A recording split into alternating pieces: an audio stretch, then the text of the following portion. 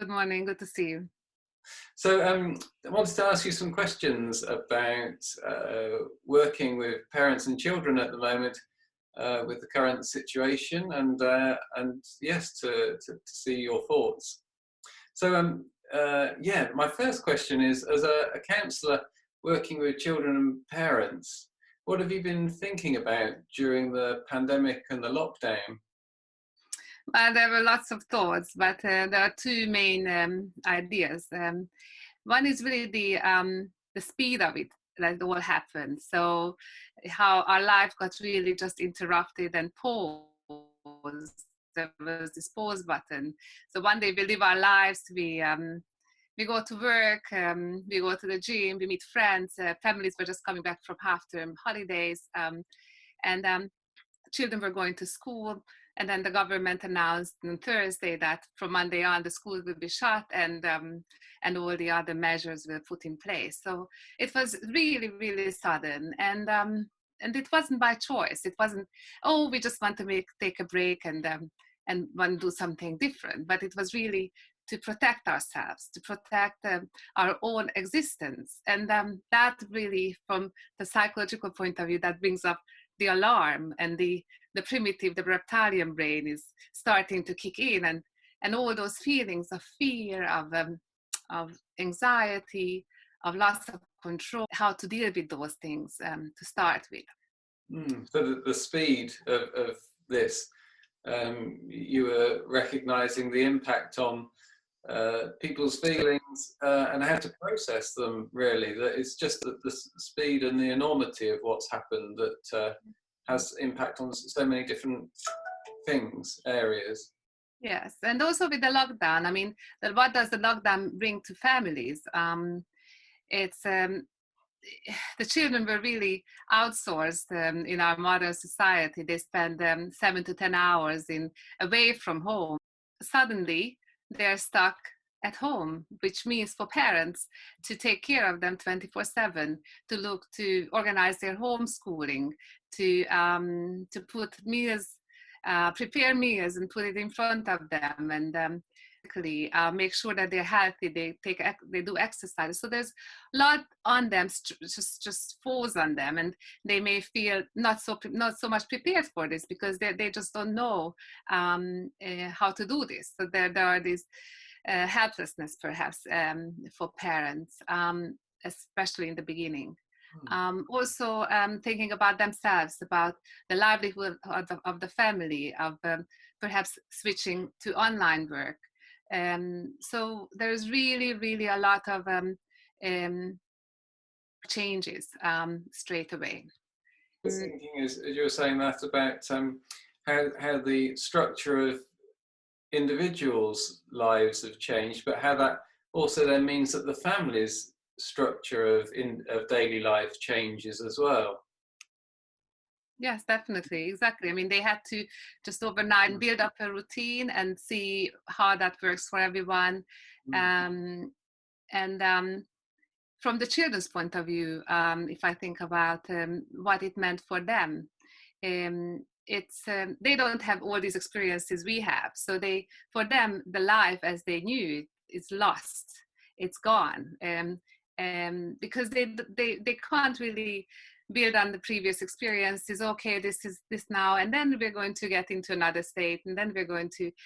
So for them, this is a huge loss, which will bring grief, sadness, anger, and all sorts of emotions that they might not haven't experienced just yet. Well, yes, even though we are all feeling this worry, I think, this anxiety, but parents, and I'm going to use we because I'm also a parent, but we should really pay attention on the language, on the catastrophic language that we may be using. And when I say catastrophic language, is that, oh, I just don't know what's going to happen. Oh, this is terrible. Oh, I don't know how we're going to survive. These big things that you may be feeling, but talking about these things in front of your children or even in front of your child is not really a good idea. And of course, now your child is with you 24/7. So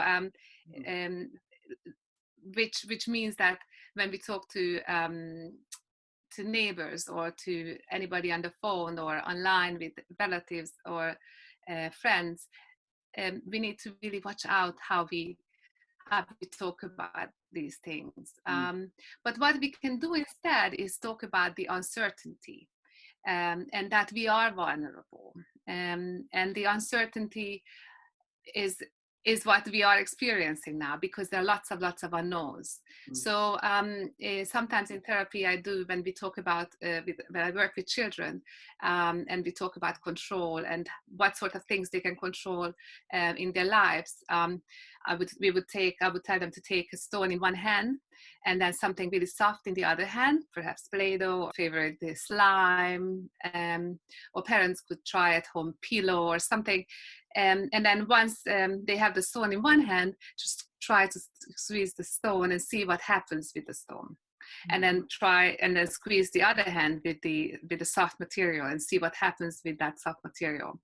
And then they can observe that with the stone nothing happened. So there are things that we can't control, that there are things about the virus that we don't know. We don't know when we're going to go back to school. We don't know when we can get together and celebrate the 8th birthday. We don't know when we can go to the playground again. But the other hand can tell us what we can control. So lots of things, right? How we can protect ourselves, how we can stay home, how we can stay away, keep the 2 meters distance, how we can sanitize the food when we get back from the supermarket, how we can wear masks, gloves. So these are the things that what we can control. So these are so it's very important to talk about how to control what our actions. And this is an amazing lesson for later on, also for the children to think about how to approach a really, really, really difficult situation. So what I was hearing you say there was that parents in a way can model for their children, that children will be looking to them. And I know that in individual therapy, in my work, we're so aware that if you use kind of powerful and negative words, that they do bring up powerful and negative feelings. So sometimes changing our language can have a wonderful impact on how we are.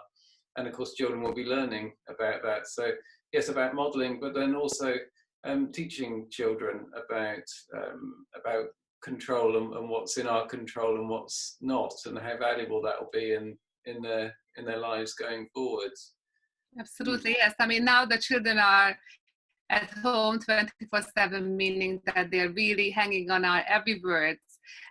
They're looking at our body language, they're looking at our gestures, they're of course very in tune to our emotions. So there are no other people at the moment for them there. So there are no teachers, there are no aunties or grannies. It's all on us now, and that can be a real great opportunity to like you said, to model how to navigate in situations, and how to be adaptable, of course, lots of resilience.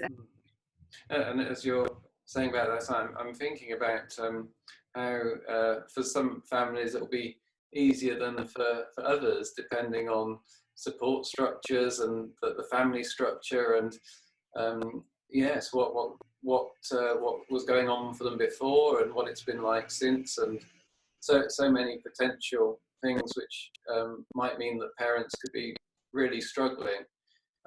So I was therefore thinking that from a sort of parenting perspective, what would you recommend for parents to be considering right now? I think this is the seventh week into lockdown now.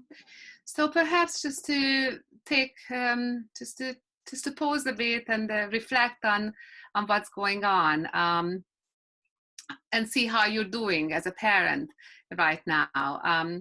Do you feel exhausted? Do you feel sad? Do you feel anxious? Or you maybe don't feel much at all? Do you feel that the boat at home is sinking, or do you feel that it's all up and sailing?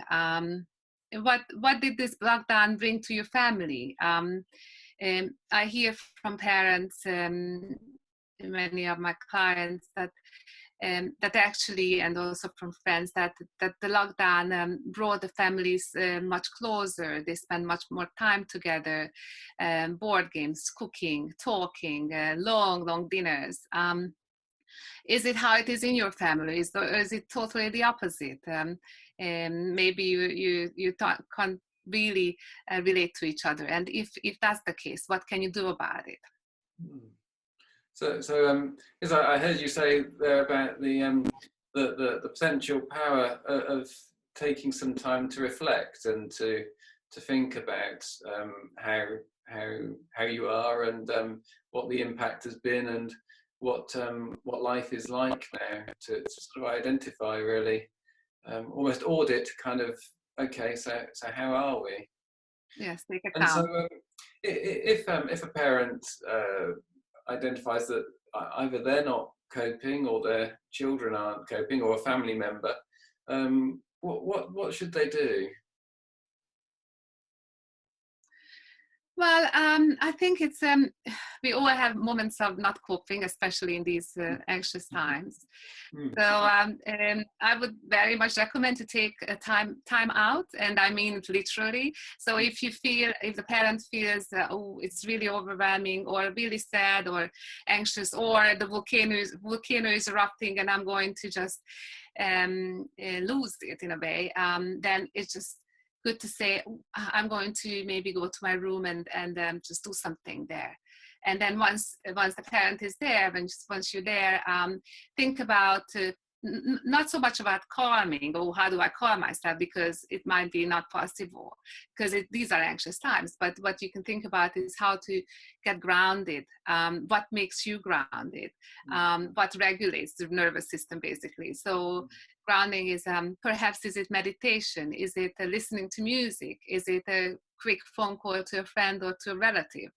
Is it combing your hair? Is it doing some sun salutations? Is it press ups? Is it jumping jacks? So whatever works for you. And then once you feel ready, go back and perhaps talk to your child about what just happened. Another good thing that you could try to shift the emotional tone in the family is humor, silliness, and a little good deeds. So perhaps wear some silly clothes in the morning, or make a joke here and there, just to lighten up the mood, and also to perhaps a little deed, like a little massage on the back, or a glass of water that the other person, either your partner or your child, would appreciate. And there are some times that in the scenarios that you may want to seek out for professional help. And that could be very much when you have some underlying conditions such as anxiety, or depression, or in the children's, if I think about the children, they may have experienced loss, such as divorce, separation, move country. And those emotions, the COVID-19 situation might trigger lots of very, very difficult emotions, which might be just too big to deal with. So there are lots of helplines now online, support, and also lots of clinics are open, and we are open as well. So I heard you say there was about if you're really struggling, then don't accept the feelings. Don't try and talk yourself out of the feelings, but take action so that you can feel better. Do things that you know are going to work for you.